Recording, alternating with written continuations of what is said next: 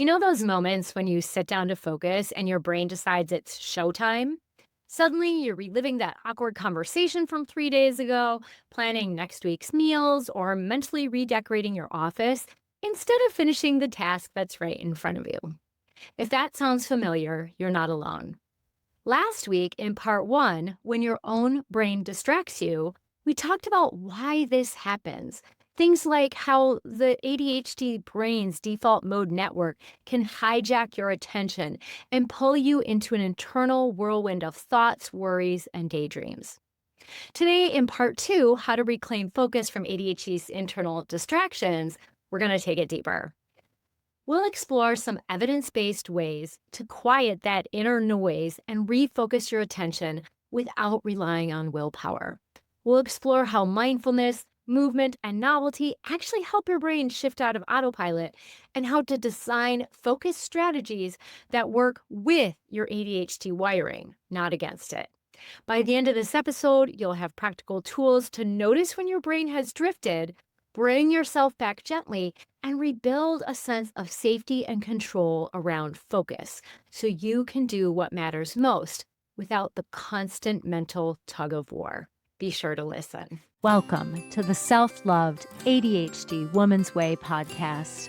I'm your host, Jen Barnes. If you're an ADHD woman entrepreneur, ADHD adjacent, or ADHD-ish, you've come to the right place. We'll dive deep into the unique challenges you face, from the inner turmoil to the outer obstacles. We'll blend neuroscience, IFS, and somatic healing, and explore practical strategies to help you navigate the world of entrepreneurship with ADHD with greater ease and effectiveness. I'm glad you're here. Hey, it's Jen. I'm so glad you're here. So I'm excited. This is a part two. We might start to have more part one and part twos as I've been working on having my podcast get closer and closer to 20 minutes. We'll see. I think I'm still around 30 minutes or so. I'm going to try and get it. But this episode is jam-packed with strategies for dealing with internal distractions. So I hope you'll listen all the way through to make sure you get all the strategies, because we're going to cover all 5 ways that we are distracted internally, as we talked about in our last episode, and how to overcome them, how to work with them. Overcome might be a strong word in some cases, but how to optimize your ability to attend what's going on, given whichever distraction it is that's bringing your attention off task. So if you're like, default mode network, Jen, what's that? I highly recommend you watch last week's episode, and then we'll dig into the tools in this episode. And I will touch just a little bit to help you refresh. I don't expect all of us are brain scientists. And to be honest, I'm not a brain scientist myself. I do have a strong interest in the brain. And so throughout my 25 plus years in the field, whenever someone talks about a part of the brain and how it impacts us, I do try and learn about it. Though sometimes if I'm not hearing about that or talking about that a lot, I forget what that was and then have to re-look it up or re-research. And so sometimes, the brain is so complex. So I will share a little bit of what each thing is so that you don't have to watch the full previous episode, but it might help if you're feeling lost. So anyway, that was just my little disclaimer. First, we're going to talk about what to do when you are taken off task by your default mode network being intrusive. So what do I mean by that? Default mode network being intrusive. So briefly, your default mode network is kind of the daydreamy part, the kind of thinking part of you, not necessarily planning thinking, but more daydreamy part that'll trail off into other things.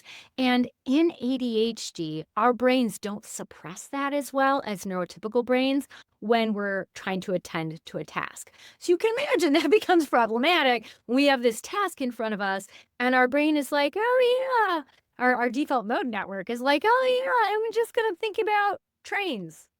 I don't know about trains. I've never thought about trains in my life. That's hilarious. I did just recently go back to Big Bang Theory, so maybe that's why we're there. Anyway, so that's what happens. And then the question is, what do we do about it? So I want to share one thing right off the bat. There's was a very small study. I think the sample size was like 24. So again, usually we need our sample size or N value to be higher than 100 before we can totally generalize a study, and it was done on children. So keep this in mind. This is really early stages of figuring out how to deal with this. And I think it merits mentioning because this is a strategy you can try that won't harm you if you make an effort and it doesn't work. So, one of the things they found with children with ADHD when they were not taking methylphenidate, which is the like Concerta or Ritalin, different from Adderall and that class of drugs. But when they were not taking methylphenidate, they found that if they increased motivation with intermittent rewards, and I'll talk about why intermittent is important, that actually it improved those children's ability to stay focused on the task.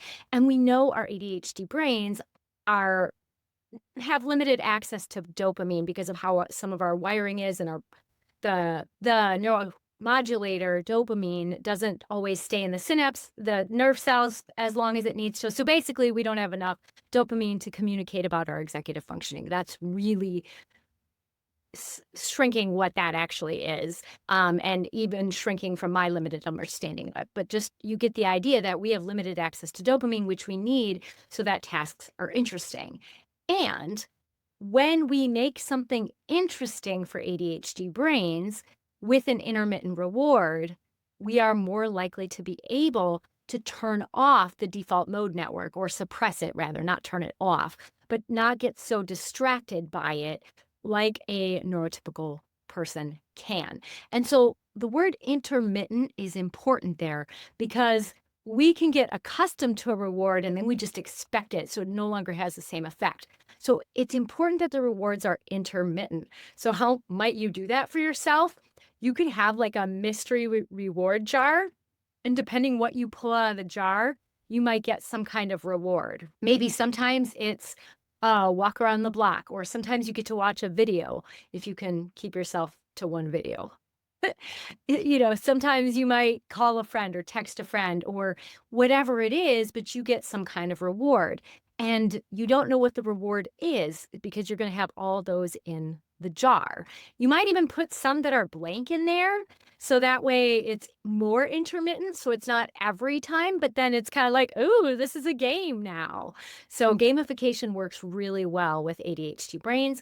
So that is a nice idea to play with it as a way to suppress that daydreaming stuff that is so much stronger in ADHD brains when we're trying to focus on a task than it is as compared to neurotypical folks.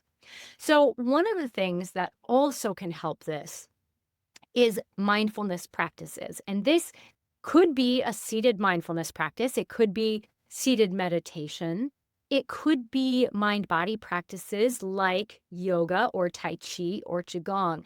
Really, anything that encourages you to focus or be present in the moment. And then when you notice you're not present, you bring your attention back.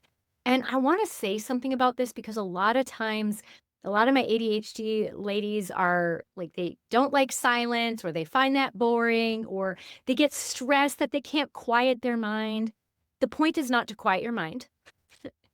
It's to train your brain to be able to improve your attention and your ability to notice when you're being distracted and then bring your attention back, because that's what mindfulness is.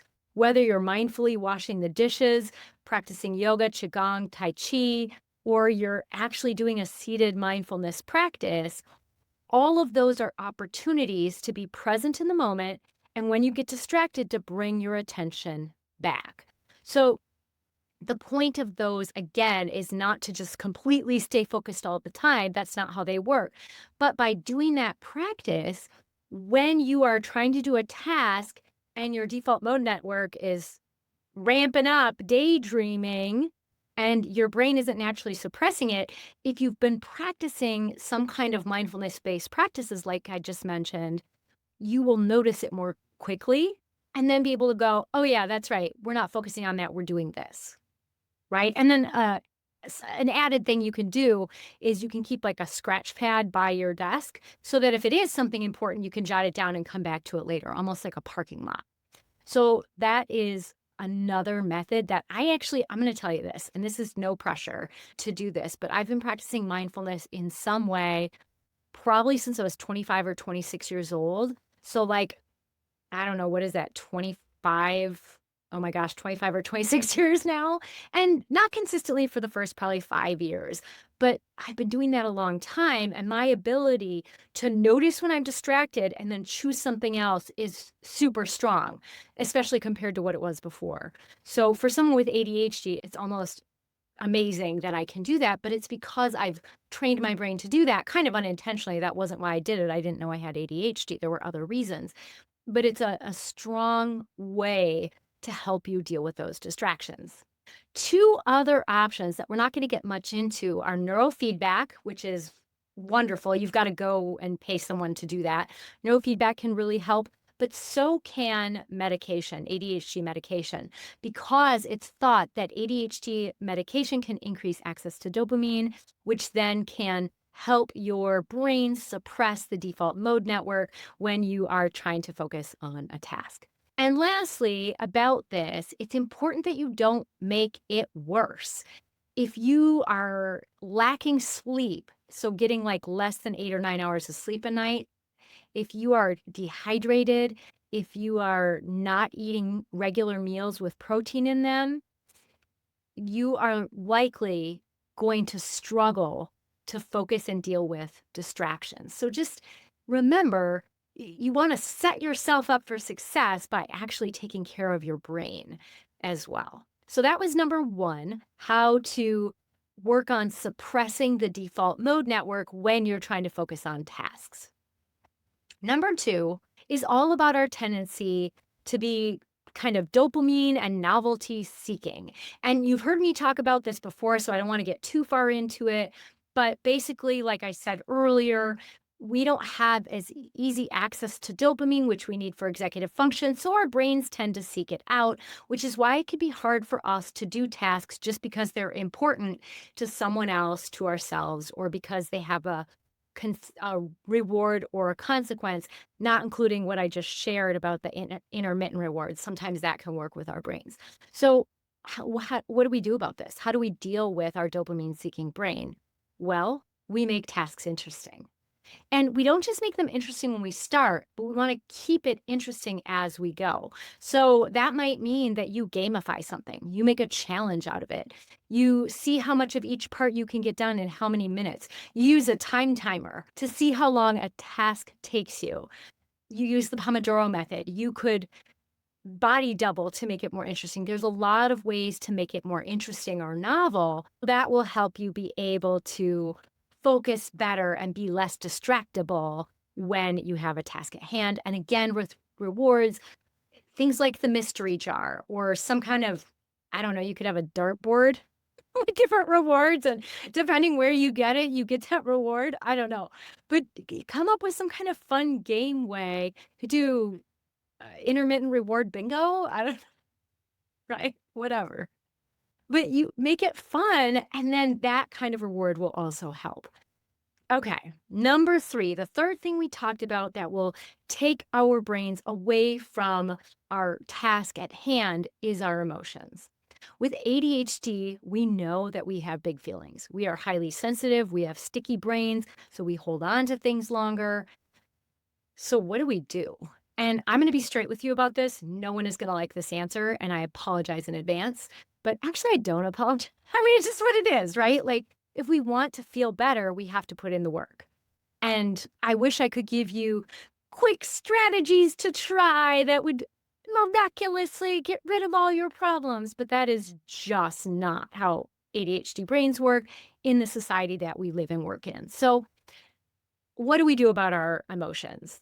I mean, sure, going to therapy, learning how to work with your feelings is probably at the top of that list.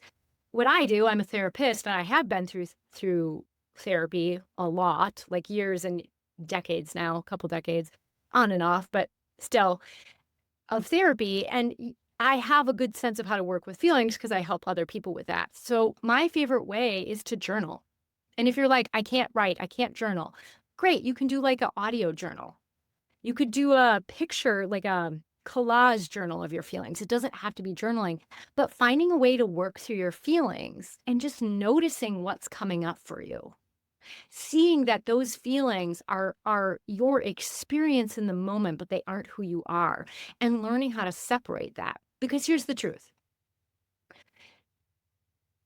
And maybe I'm biased because I started therapy when I was like 24 or 25. I think it was 24, and was in it for like, I don't know, 10 years the first round and then on and off since. I am not so sure that we're not still gonna feel the sting. I'm 51, who knows? Maybe there'll be a day where someone says something to me and I no longer feel the initial sting of the comment. I'm not sure if that's possible because we're human and we're highly sensitive humans. But what I have noticed is as I've increased my ability to work through the feelings, my feelings hijack me less. I notice what's coming up and then I work through it. And sometimes, like if I'm in a therapy session, if I'm doing a YouTube video or whatever's going on, I need to say, okay, this feeling's coming up. I will come back to you. And then I have to promise to come back that night or the next morning and do my journaling and whatever other practices I need to do so that I am attending to those feelings. Because a lot of times the reason our emotions hijack us is because they don't have space. So finally, when we're trying to focus on a task, it's quiet enough that the parts of us holding the emotions are like, finally, we can get our attention now.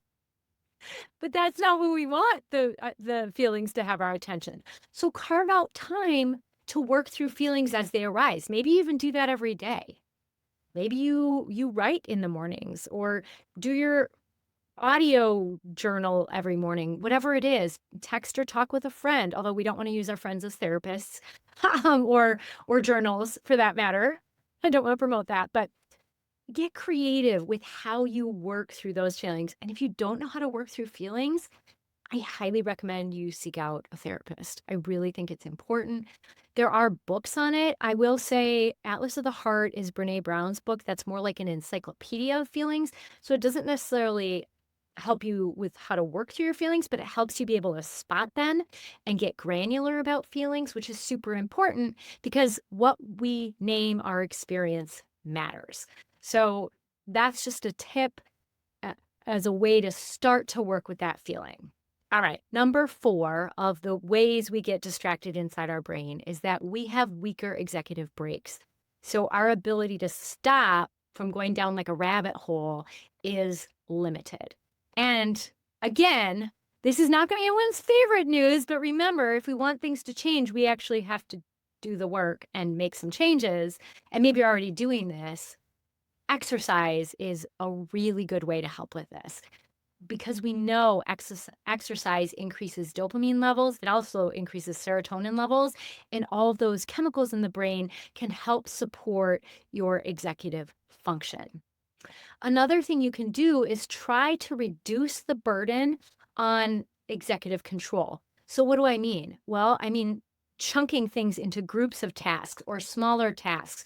Or, if you have a big long list of things you're going to do, fold it so you only see the first 3 and then fold that down and then look at the next 3 so that you're just going through and kind of titrating how much you're exposed to so that you don't get overwhelmed. Because a lot of times when our brain is overwhelmed, that is when we tend to go off the rails and need those breaks the most. So there are ways you can kind of help support your brain so it's not as hard. Another option here, and this would pair well if you're doing mindfulness because you need to notice you're doing it. But if you notice that you have gotten off track, something you can do is like a little mental pause and just see like, okay, what am I intending to focus on right now? What's the goal? What's my intention? Am I doing that? Is this thing that has distracted me important to this, or can it wait? And do I need to jot this down somewhere so that I remember to come back to it later? Or was it just random thoughts about Greenland?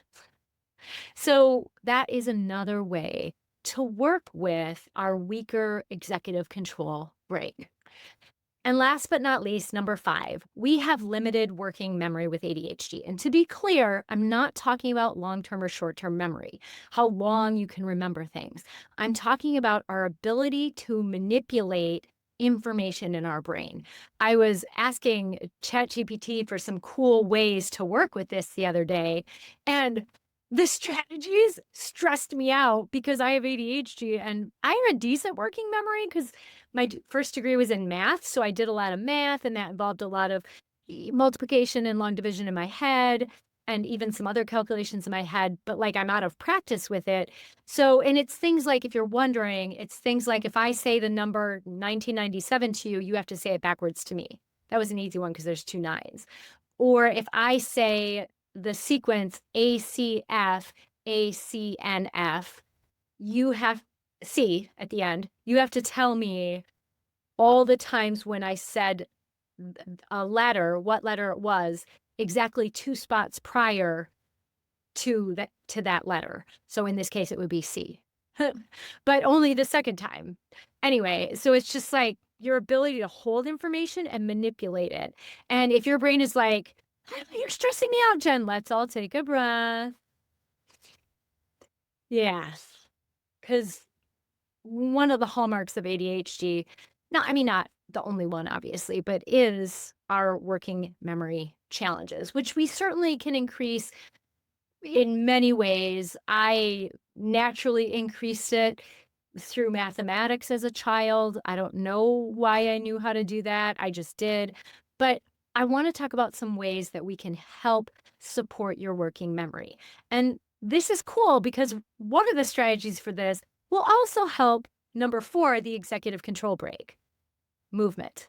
Getting in daily exercise will help your ability, will help expand your working memory. So it'll help your ability to be able to hold information in your head and manipulate it in your head, right? And so regular exercise, there's another plug for it. Really, really important. And when I say exercise, I'm talking about movement. I'm not saying you have to go to the gym or do some workout that you hate. Find some kind of movement that you love. Dance in your kitchen, play pickleball, do some yoga. I don't know, go for a walk with a friend or while listening to a podcast. Try trail running safely. Whatever it is you do, moving your body is going to help. The other thing that I use regularly to help with working memory is I basically try to have other things out of my brain when I am trying to do a working memory based task. So that means like I will put stuff down on a piece of paper and have supports. So that way I'm not straining my working memory with like other information that isn't used for the task at hand. So what does that look like? Okay, this is kind of nerdy, but I was a math major and I miss calculus, which I know, not everyone's going to relate to that or get that, but I truly miss it. But in order to get back to doing calculus, because I wanted to get like a calculus workbook for fun, oh, I need to refresh my algebra. And so I'm working on refreshing my algebra and I'm back to trying to do things in my head like I used to, but my working memory isn't what it used to be. But like, I'm finding that when I'm doing the problems, I'm also, because I have ADHD, I have a YouTube video on, I've got other noise going on, and I'm like, okay, Jen, you can't test your working memory this way if you have all this other external and internal noise.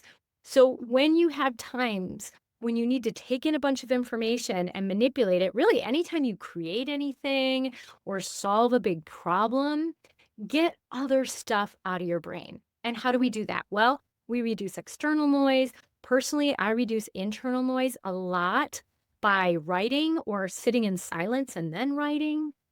Whatever it is you do, if you do that, then you're giving your working memory with its limitations a fighting chance. All right, so that's what we've got today. And I want to say a few things. One is a caveat, and then I have some other important messages for you about how to approach these things so you don't wind up in shame. But first, I want to say brain research is really young, and research on women is very limited. Research on ADHD women is even more limited.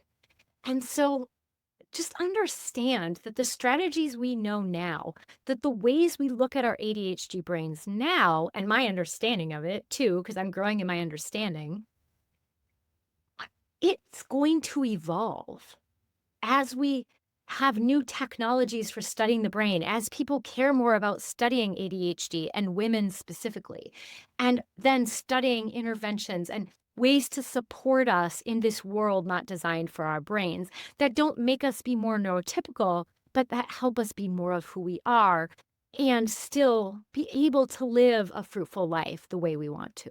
So just understand that all of this is true as of right now in 2025, my understanding of it, and things are evolving. So stay tuned.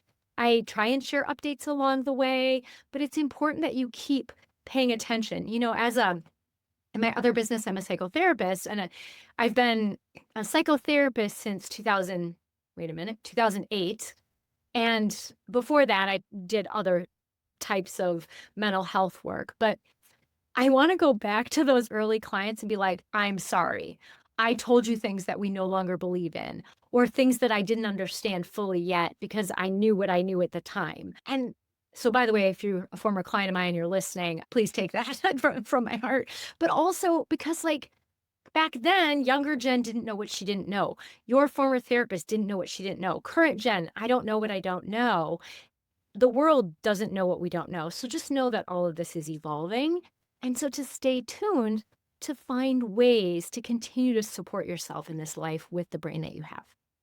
All right, now here's back to important things for you. Number one is everything is a practice. All of this is a practice. Not one of these strategies are you going to do the first time and rock it. I mean, maybe going for a walk because you've been walking your whole life. Like, I don't know, maybe you'll be fine if you just go for a walk. But some of these other strategies, it might be hard when you try it. It's a practice, but it's the practice that actually builds our brain. That's why it helps. If it was already easy for us to pay attention, then doing these things that help our ability to manage distraction wouldn't help us because we wouldn't need the reps.